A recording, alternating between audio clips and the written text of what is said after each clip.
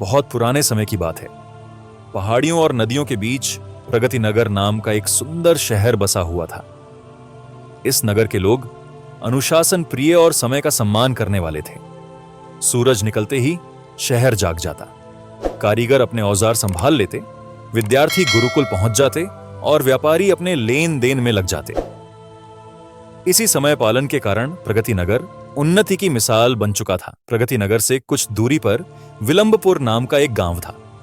वहां के लोग अक्सर कहते, अभी क्या जल्दी है, समय तो बहुत पड़ा है। काम टलते रहते, फैसले अधूरे रह जाते और धीरे धीरे विलंबपुर में अव्यवस्था फैलने लगी। विलंबपुर में दो पड़ोसी रहते थे, अर्जुन और माधव। अर्जुन शांत स्वभाव का, मेहनती और समय का पक्का था। वह हर काम को सही वक्त पर पूरा करने में विश्वास रखता था। माधव इसके उलट था, काम को टालना उसकी आदत थी। वह अक्सर कहता, कल करेंगे तो क्या बिगड़ जाएगा। अर्जुन की दुकान सजी संवरी रहती, ग्राहक संतुष्ट रहते। माधव की दुकान में सामान अधूरा, हिसाब बिखरा और ग्राहक कम होते जा रहे थे।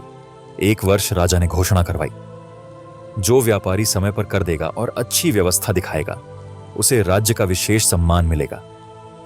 अर्जुन ने उसी दिन से अपनी तैयारी शुरू कर दी। उसने हिसाब सुधारा, माल व्यवस्थित किया और समय से पहले सब कुछ तैयार कर लिया।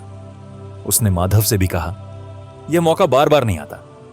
माधव मुस्कुराकर बोला, अरे भाई, अभी तो कई दिन बाकी हैं। निर्धारित दिन आया। राजा के अधिकारी नगर पहुंचे। अर्जुन की दुकान देखकर वे प्रभावित हुए और उसे सम्मान व सहायता दोनों मिले।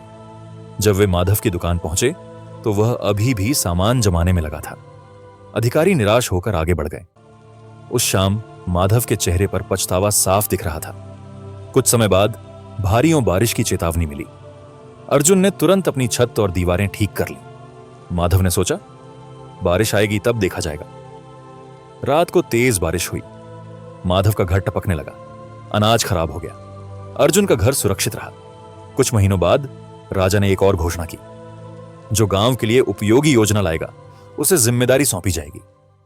अर्जुन ने समय रहते एक जल संग्रह योजना तैयार की। माधव सोचता ही रह गया। परिणाम वही रहा, अर्जुन आगे बढ़ा, माधव पीछे रह गया। एक दिन अर्जुन ने माधव को एक कथा सुनाई, चींटी और टिड्डे की।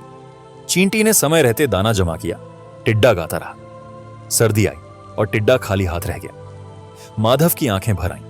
वह बोला, मैं हर बार समय को हल्के में लेता रहा। अर्जुन ने शांत स्वर में कहा, समय सबसे न्यायप्रिय होता है। जो उसका सम्मान करता है, समय उसे ऊपर उठाता है। उस दिन से माधव बदला। उसने टालना छोड़ा, समय की कद्र सीखी और धीरे धीरे उसका जीवन भी संवरने लगा, क्योंकि उसने समझ लिया था, समय की कीमत समझ लेने वाला इंसान कभी गरीब नहीं रहता।